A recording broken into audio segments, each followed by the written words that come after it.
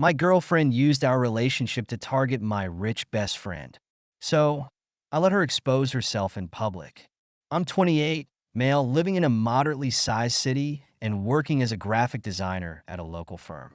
I've got a close-knit circle of friends, but my best friend, Albert, stands out. He's one of those rare success stories who hit it big early with a startup. Because of that, he's built significant wealth. We've known each other since high school, so the money never mattered much to me. But I've noticed over the years how it can attract certain people. Unfortunately, that reality came crashing into my personal life not too long ago. I've been dating my girlfriend, Raven, for around 8 months when I first saw signs of something off. She was fun, energetic, and always seemed interested in hearing about my day.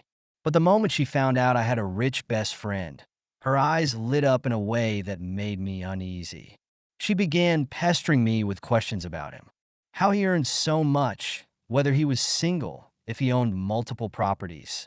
At first, I wrote it off as harmless curiosity. After all, it's not every day you meet someone who's become that successful so young. But over the next couple of months, her interest became more and more intense. She'd casually ask if we could hang out with him or visit his place more often. When he invited me to a get-together at his penthouse, Raven practically begged to come along. She claimed it was just to see the view, but I felt something else lurking under her eagerness. One evening, while we were on my couch watching a movie, Raven leaned in and said, "By the way, is Albert hosting any parties soon? It's been a while since we went to that amazing rooftop of his." The question seemed innocent, but it didn't sit right with me. Why the constant push? As time wore on, I began observing little red flags.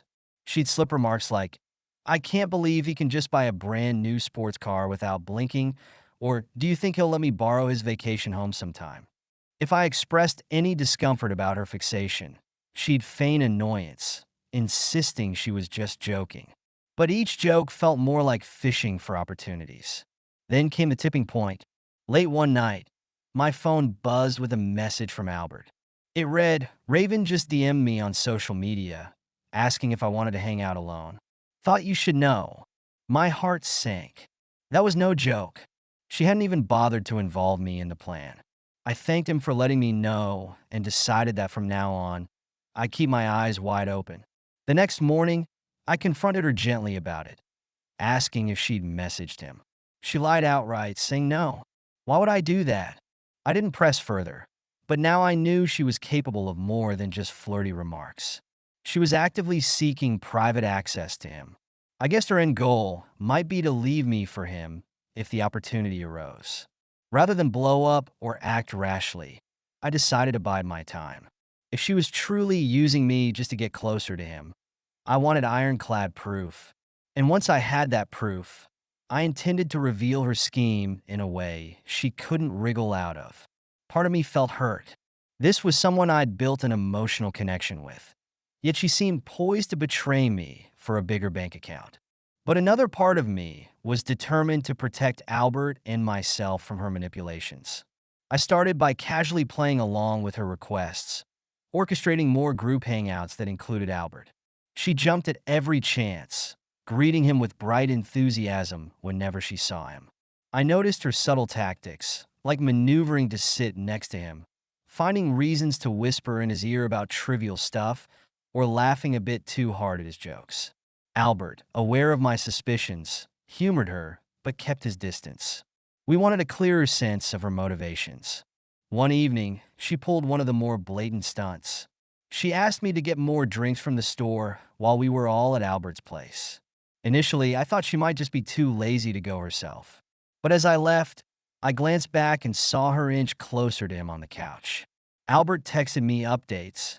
She's asking about my relationship status, if I find her attractive, etc. My stomach twisted.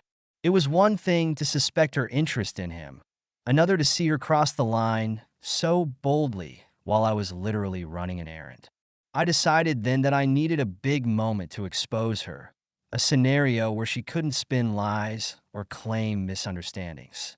Albert suggested he play along further, dropping hints about his wealth, making it look like he was open to her advances.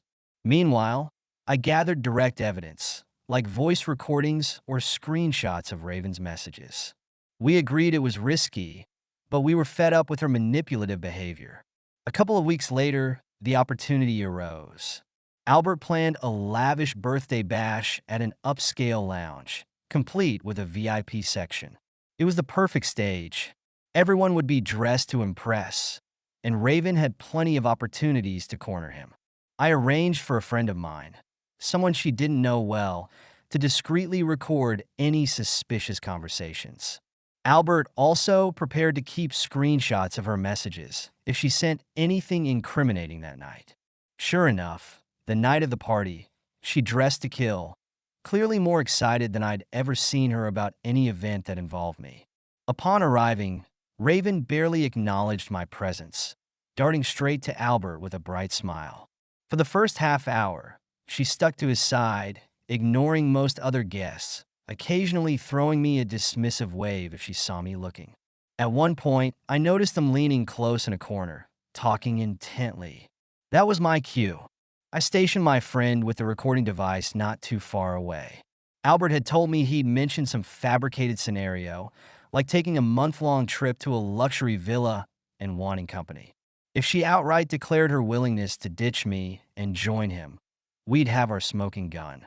A few minutes later, my friend signaled that he had something. I tried to remain composed, mingling with other guests, but adrenaline pumped through me. After all the deceit and suspicion, the moment of truth was closing in. About 10 minutes later, Albert approached, looking grim, confirming that Raven basically said she was bored with me and would love to be someone's queen in a bigger mansion. He shook his head in disgust. That was enough to confirm all my doubts. However, I wanted a final, public blow that would prevent her from denying or spinning the story once we confronted her. We decided to wait until she crossed one more line that night, which, given her behavior, seemed inevitable. Toward the end of the night, the lounge was still buzzing, lights flickering across the dance floor as a DJ played upbeat tracks. Raven, almost forgetting my existence, remained glued to Albert. He led her to a quieter balcony area where a handful of people were chatting. I kept a discreet distance. Sure enough, Raven began bragging to him about how she knew how to treat a man with wealth. She even tossed in a jab at me, complaining that I was too ordinary, hinting that she could do better. My friend signaled me, so I crept closer behind a half wall that divided the balcony from the main lounge. I listened, phone in hand, ready to record video. The conversation was nauseating. Raven brazenly confessed that she'd started dating me just to gain access to Albert's social circle, particularly the wealthy side of it. She boasted that if she played her cards right, she could upgrade her lifestyle by being with him. Albert feigned interest, prompting her to say more. She grinned and said, "He's sweet, but let's be honest, he's going nowhere fast. You, on the other hand, have everything I want." She then giggled as if this was all just a harmless game. I stepped out from my hiding spot, my heart pounding. Raven's face went white when she saw me, while Albert gave me a subtle nod. Without saying a word, I held up my phone, making sure she could see I'd captured everything. The other guests on the balcony fell silent. You could feel the tension in the air. Everyone knew they were witnessing something significant, even if they didn't understand what. "So," I said, my voice steadier than I felt, "want to tell everyone else how you've been using me to get to Albert's money?" I didn't mean," Raven stammered, her composure cracking. "I've had too much to drink. You're taking everything out of context." She reached for my arm, tears already forming in her eyes. Classic Raven, always ready with the waterworks when she needed them. "Baby, please," she pleaded. "I was just joking around." Albert stepped forward. "Funny kind of joke," he said dryly. "Especially the part about ditching him once you got what you wanted." The crowd around us shifted uncomfortably. I saw phones coming out, but I barely cared at this point. Let them record. Let everyone see the truth. That's when Raven's mask completely slipped. Her eyes turned cold, calculating. "You set me up," she hissed. "You both planned this. How dare you trick me like this?" When I didn't respond, She played her final card. Fine. Then I'll tell everyone how you pushed me to flirt with Albert, how you wanted us to steal his money and run away together. The desperation in her voice was almost pitiful. I couldn't help but laugh. Really? That's your play? Go ahead, show everyone your proof. Meanwhile, I have a video of you admitting everything, plus about 20 witnesses. Raven lunged for my phone, her perfectly manicured nails grabbing at the air. Delete it. You have no right to record me. I stepped back, keeping the phone out of reach. That's when the tears vanished, replaced by pure rage. She started screaming about lawsuits and defamation, drawing even more attention to herself. Security appeared, probably expecting a fight. Is there a problem here? One of them asked, looking between us. No problem, I said calmly, just showing my now ex-girlfriend this interesting video of her plotting to scam me and my friend. Raven took one look at the growing crowd, at the security guards, at all the phones pointed her way, and finally realized it was over. With one last venomous glare, she stormed off, her heels clicking against the marble floor. I felt drained but relieved. It wasn't how I'd wanted things to end, but at least now everyone knew the truth. There'd be no room for her to spin this story later. Albert squeezed my shoulder. You okay, man? Yeah. I nodded, though we both knew I wasn't. Not yet. I will be. Around us, the other guests were already whispering, sharing what they'd witnessed. But I saw more sympathy than judgment in their faces.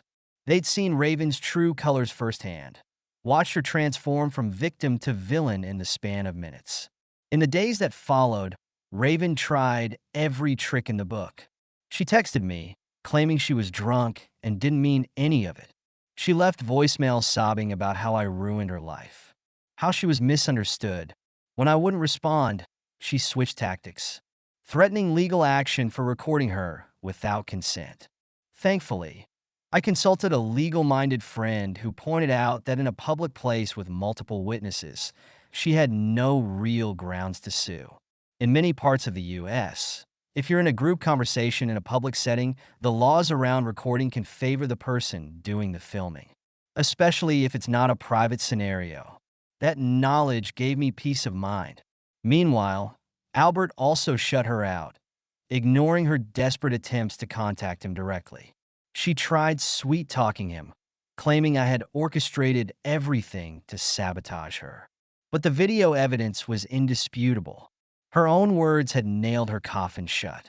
Albert and I joked that if she tried to spin some wild story, we'd post the clip online.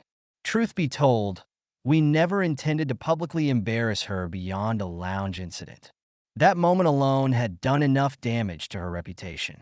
Word traveled through social circles fast, and Raven found herself ostracized by many who refused to condone her gold-digging schemes.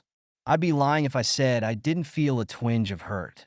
After all, I'd been in a relationship with her for months, thinking there was genuine affection. But seeing how effortlessly she tried to leap from me to Albert for his money clarified that there was no real love involved. She had used me plain and simple. After a week or two of drama, her messages died down. I heard from mutual acquaintances that Raven moved on, apparently trying to latch onto someone else with a bigger wallet. Part of me pitied her. Another part felt an undeniable sense of justification that she faced consequences for her entitlement. Life returned to normal. Albert and I grew even closer, bound by the bizarre ordeal.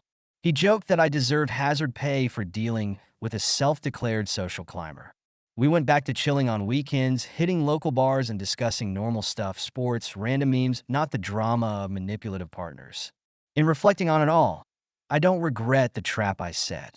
Some might say it was extreme, but I wanted the truth so badly that I was willing to orchestrate a scene to get undeniable proof.